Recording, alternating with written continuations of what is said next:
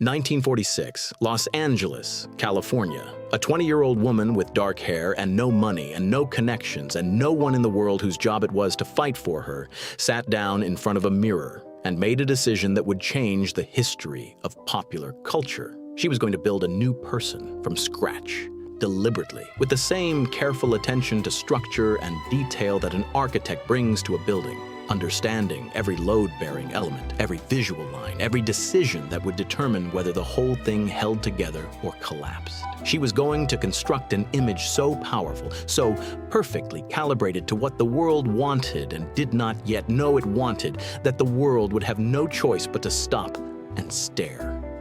She knew exactly what she was doing. That is the part the world has spent 70 years getting wrong about Marilyn Monroe. The breathless voice, the platinum blonde hair, the walk that stopped traffic in every city on Earth.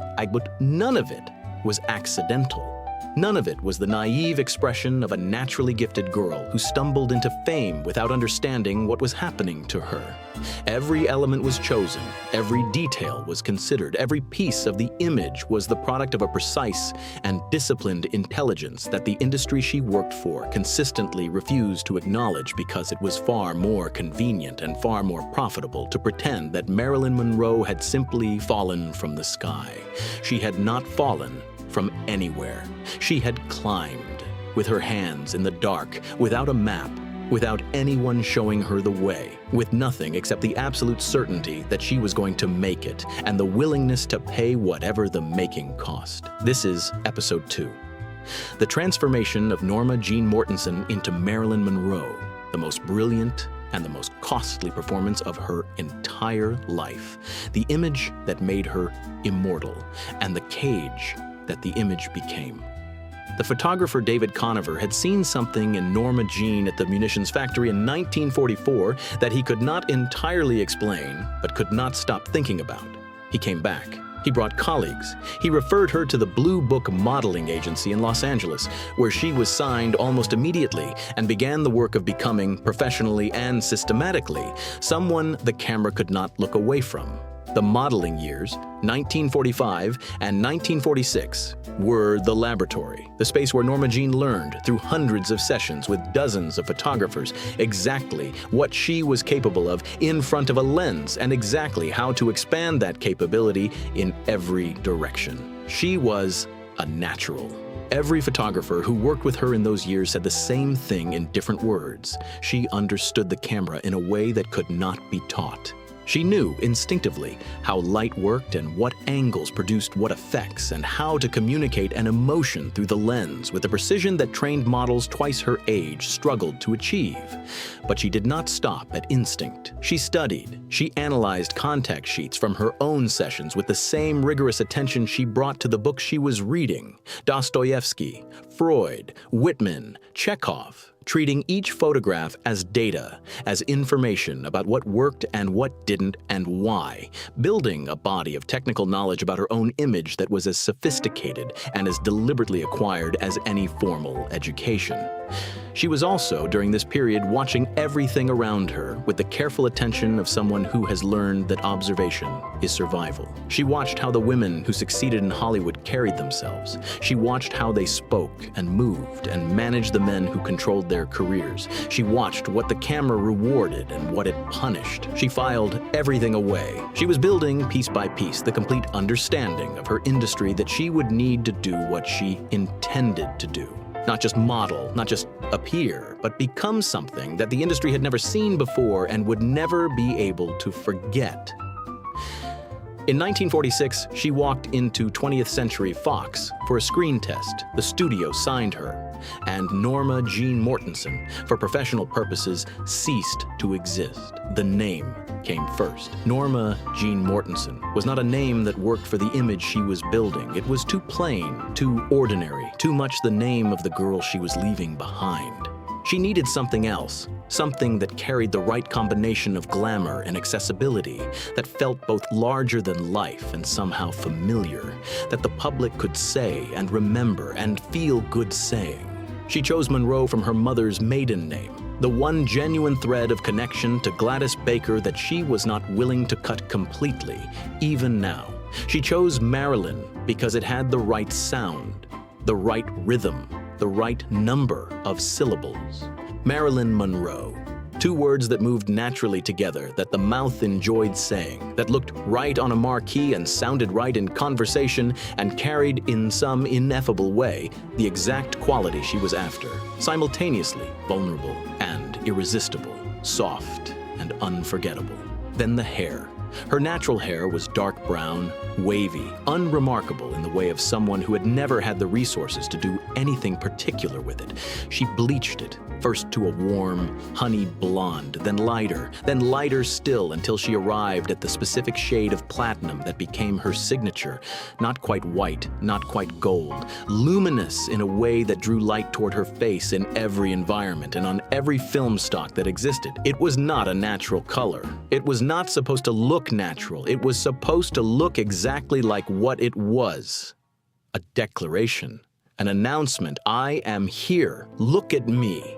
The voice was the most technically sophisticated element of the construction. Norma Jean had a stutter as a child, a genuine speech impediment that she had worked hard to control, but that still surfaced under pressure.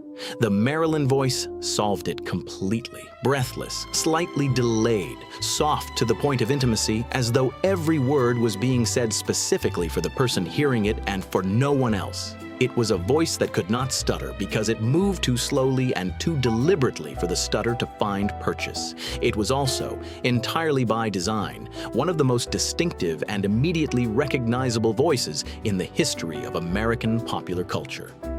And then the walk. She cut a quarter-inch from the heel of one shoe, just one, not both, so that her hips moved with each step in a way that was involuntary, natural-looking, and completely impossible to ignore. Involuntary, but entirely deliberate. Natural-looking, but entirely constructed. That was the genius of all of it. The most artificial elements were the ones that read as the most natural, the most spontaneous, the most simply and effortlessly Marilyn. It was, from beginning to end, a masterpiece of deliberate self-invention, and she had done it alone, without a manager or a stylist or an industry mentor, at 20 years old from a standing start. But building the image was only half the task. The other half was getting the image in front of the right people in an industry that was structured in 1946 and 1947 and 1948. To make that as difficult as possible for a young woman without connections, without money, and without anyone powerful enough to open the right doors for her. Hollywood in the late 1940s ran on a system that would be described today without euphemism as institutionalized exploitation. The studios owned their contract players the way they owned their sound stages, as assets, as property, as resources to be managed and utilized and replaced when they became inconvenient. Young women who wanted careers navigated a landscape of men who controlled access to everything and expected something in return for providing it. Marilyn Monroe was not naive about this. She understood the system clearly, and she made choices within it that she later discussed with a directness that made people uncomfortable. Not because she was ashamed, but because her lack of shame challenged a narrative that the industry preferred, in which the women who compromised were passive victims, and the men who demanded compromise bore no responsibility for the structure they had created and benefited from. She made compromises. She did what she had to do, and she kept her eyes open the entire time, filing away everything she learned about how power worked in this industry and how to accumulate enough of it that eventually she would not have to compromise anymore. The early studio years, Fox, then a brief period at Columbia, then back to Fox, were years of bit parts and small roles and the grinding, demoralizing work of being almost visible, but not quite. She appeared in films. Audiences noticed her. Critics occasionally mentioned her in passing, but the studio was not developing her, not investing in her, not treating her as someone with a future. She was a contract player, useful in small doses, replaceable, not yet the problem or the asset that she would become. She used the time. She took acting classes. She read voraciously. She studied the careers of the women who had come before her and identified, with surgical precision, the decisions that had served them and the ones that had not. She was preparing for something the studio did not yet know was coming. The film that changed everything was The Asphalt Jungle, 1950, a John Huston crime picture in which Marilyn had a small supporting role, a few scenes, limited screen time, not the kind of part that was supposed to make anyone's career. It made her career. She appeared on screen for perhaps 8 minutes in total. In those 8 minutes, something happened that the audiences watching could feel but not entirely explain. A quality of presence so concentrated, so completely alive, that it made everything around her recede slightly. She was not doing more than the scene required. She was not overplaying or reaching for attention. She was simply more there than anyone else in the frame, more present, more real, in a way that the camera captured completely and that audiences received with an immediacy that bypassed critical thought entirely. The letters that came into the studio after The Asphalt Jungle opened were not about the film. They were about her. Fox, which had let her contract lapse the previous year with minimal ceremony and zero regret, signed her again, immediately. The executives who had seen her as a replaceable contract player were now looking at someone who produced a response in audiences that was qualitatively different from anything their current roster was generating. They did not fully understand it. They were not sure yet what to do with it, but they were not going to make the mistake of letting it walk out the door again. The roles that followed, All About Eve in 1950, As Young as You Feel and Love Nest in 1951, Monkey Business and Don't Bother to Knock in 1952, built the career with a momentum that became, by 1953, genuinely unstoppable. Gentlemen Prefer Blondes, How to Marry a Millionaire.